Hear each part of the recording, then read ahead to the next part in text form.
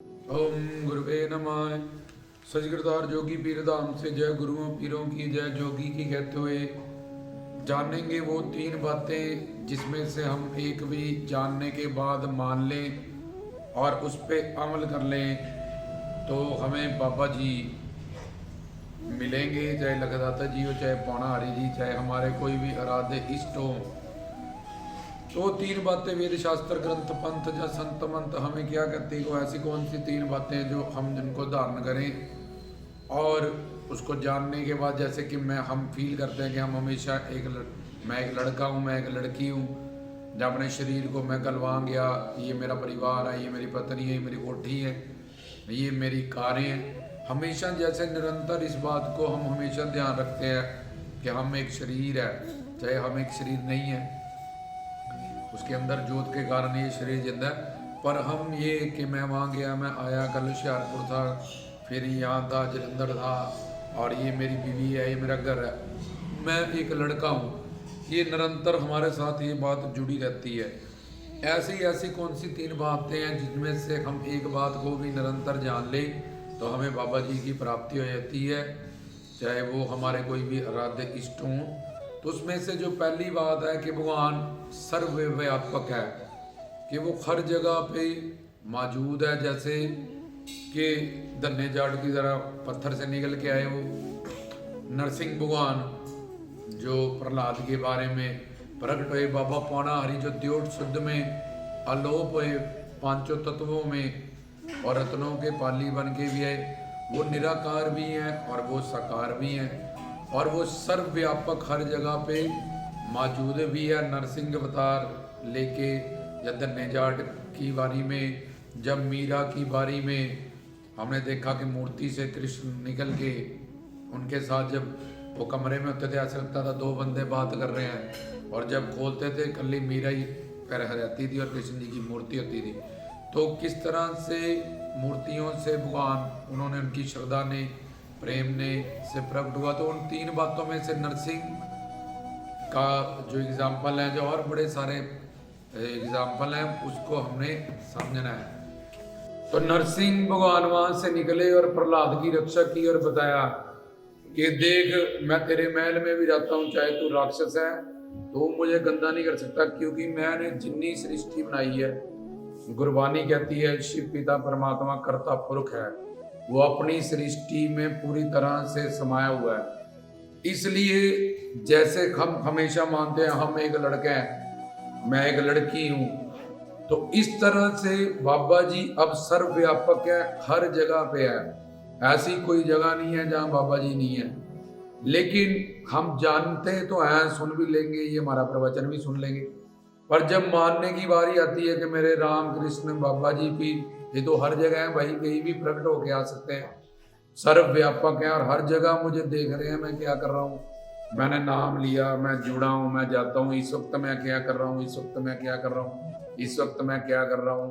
तो हर वक्त ऐसी कोई जगह नहीं, ऐसा कोई मेरी सोच नहीं, ऐसा कोई मेरा संकल्प नहीं जो मेरे आराध्य इष्ट मेरे बाबा जी, मेरे पीर साहब, मेरे गुरु साहिबान नोट नहीं करते, जब उनको पता नहीं चलता।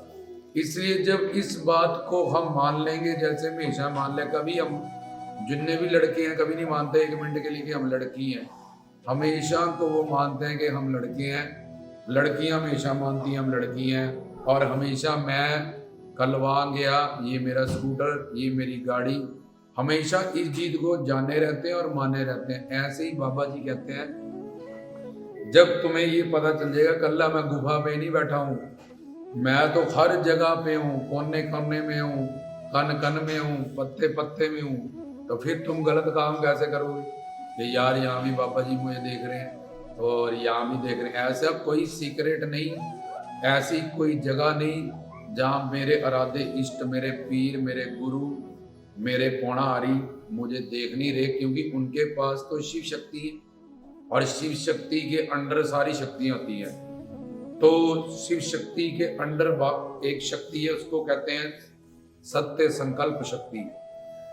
जब भी बाबा जी संकल्प करें, मोर पे बैठे हैं वो, कि इस बंदे का मन बिल्कुल शुद्ध हो गया काम क्रोध लोभ अहंकार से, तपस्या करके तन मन धन से सेवा करके अब मैंने इसको दर्शन देना, तो बाबा जी उसको 1 सेकंड भी ज़्यादा 1,86,000 मील से बिजली भागती है, उससे भी पहले बाबा जी वहाँ प्रकट हो जाएंगे उसको निहाल करने के लिए, उसको दर्शन देने के लिए। तो ये पहली बात कि बाबा जी हर जगह परमात्मा, ईश्वर, अल्लाह, गॉड, शिव, या ये पीर फकीर संत महात्मा लोग, क्योंकि इनका जन्मना मरना नहीं है, ये प्रकट होते हैं और चले जाते हैं। जब ये अवतार लीला लेते हैं, इनकी माँ को पेट में हवा भर देते हैं ये, तो 9 महीने ऐसे ऐसे ही लगता है कि हमारे घर में बस, क्योंकि उन्होंने तपस्या की होती है कि कोई साधु संत महात्मा हमारा बच्चा बन के हमारे घर आए, तो उनको अपने लालन पालन का, अपने जन्म का, कि मैं तुम्हारी माँ हूँ, मैं तुम्हारा पिता हूँ, उसको उसकी भक्ति का फल देने के लिए वो योग माया को, चाहे नानक जी हैं, चाहे कृष्ण जी हैं, चाहे पौना हरि जी हैं, चाहे और शक्ति हैं, चाहे लखदाता जी हैं। नूरादाई अंधी थी, जब दाता साहब प्रकट हुए तो उसने तो देखा ही नहीं उनको पैदा होते हुए, तो वो ये योग माया शक्ति का कमाल है, जिससे भगवान, जिसको शिव शक्ति भी कहते हैं, जब मर्जी संकल्प करके किसी भी जगह पे अपने भक्तों की, मुरीदों की, चेलों की, उसको मानने वाले आशिकों की रक्षा कर सकता है। और दूसरा वो साकार रूप भी है, वो गुरुर ब्रह्मा, गुरुर विष्णु, गुरुर्देव महेश्वरा। गुरु में उसकी पिंडी रखी हुई है, महेश मतलब शिव, महेश मतलब शिव शंकर, और शिव शंकर जी की अवतार पौना हरि है। तो पौना हरि सिर सुर घुमा के नहीं मिलेंगे, क्योंकि बाबे भरथरीनाथ को उन्होंने ये नहीं कहा यहाँ बैठ के गुफा पे तुम सिर घुमाओ, मैं तुम्हें, उन्होंने उनसे साधना कराई, उन्होंने उनसे तपस्या कराई, उन्होंने उनको ज्ञान दिया, उन्होंने उनको रास्ता दिया, यम नियम आसन प्राणायाम, ये योग मार्ग के 8 स्टेप होते हैं, प्रतिहार, धारणा, ध्यान, समाधि। तो बाबा भरथरीनाथ को उन्होंने साधना कराई, तपस्या कराई, जोली चिमटा, इस सब चीजों का ज्ञान दिया, जो गोरखनाथ से वो नहीं ले पाए। रिद्धि सिद्धि तो लेगी, लेकिन नौनिध नाम का खजाना नहीं मिला, इसलिए उन्होंने ये नहीं बोला तो यहाँ बैठी हो भाई, मैं तेरे सिर पे चढ़ के आ जाऊंगा घूम जा। उन्होंने कहा तपस्या करो, यहाँ बैठ के अलग जगाओ शिव शक्ति का कुछ, क्योंकि बाबा जी का शरीर, हनुमान जी का शरीर, भोलेनाथ, ये निर्वाण शरीर होता है, संसारियों का शरीर है, इसमें पसीना आता है, इसमें मलमूत्र बड़ा है, हर जगह गंद बड़ा है, बदबू बड़ी है। तो बाबा जी तो निर्वाण शरीर से, उनके कानों से दूध निकलता है। संसार में कौन है जिसके कान सीधे जाए वहां से दूध निकलेगा? कौन है जो चिमटा 12 साल की रोटियां निकाल दी उन्होंने? संसार में ऐसा कौन है जो रोटी कल की निकाल दे? नहीं निकाल सकता वो, पढ़ सुन। लेकिन हम वहमों ब्रह्मों में, अंधविश्वासों में उनका ज्ञान, क्योंकि बाबा जी गुरु के पास बचपन में इसी वजह से गए, क्योंकि वो खुद भी सिद्ध थे कि भाई गुरु के पास जाके मेरा ज्ञान पाना, तभी तुम्हें पता चलेगा कि मैं इस पे कृपा करता हूँ और मेरे मंत्रों को समझना। ओम जय श्री जोड़ सिद्धाए, कि मैं अखंड ज्योति के स्वरूप प्रकट होता हूँ, ज्योत स्वरूप हूँ मैं, प्रकाश स्वरूप हूँ, और वो ज्योति गुरु में रखी है, इसलिए पूर्ण गुरु की तलाश करो। मैं तुम्हें ऐसे पूर्ण संत महात्मा गुरु से मिलाऊंगा जिससे तुम्हें मेरा ज्ञान होगा। तो पहली बात, जो लोग ये मान लेते हैं कि बाबा जी हर जगह सर्वव्यापक है, वो हमेशा गलत काम करने से, या अपना कोई सीक्रेट कि ये नहीं बाबा जी को पता चलेगा अगर मैं ऐसे बोल दिया, इन कामों को मेरे सदगुरु ने, मेरे बाबा जी ने, या मेरे पीर साहब ने मुझे रोका है और इन कामों को करने के लिए कहा है। घर परिवार संसार में अपना काम करते हुए भी, अपनी ड्यूटी करते हुए, क्या मेरे को जो अध्यात्म है, 2 चीजें हैं मेरे में, एक आत्मा और एक शरीर। शरीर तो मुर्दा है, जब कोई मर जाएगा पता चल जाएगा, ये तो डेड बॉडी है भाई। इसके अंदर जो जोत थी वो असल बंदा था, वो कहाँ से है, कहाँ गया? तो ऐसे उसका कल्याण करने के लिए ये शरीर हमें मिला है। तो वो सारा दिन जैसे अपने घर परिवार संसार की ड्यूटी करता है, ऐसे आत्मा का कल्याण करने के लिए भक्ति, सेवा, सिमरन, ये सारी चीजों को भी वो करता है। कि उसको पता चल जाता है जो मूल है जीवन का, वो इस आत्मा का मैंने कल्याण करना है, इसलिए मैं भी करूं, मेरी फैमिली भी करे, मेरे बच्चे भी करे। जैसे मैं इधर परिवार बना के बैठा हूँ, ऊपर भी सारे हम बाबा जी के लोक में जाएं, उनके चरणों में हमें जगह मिले।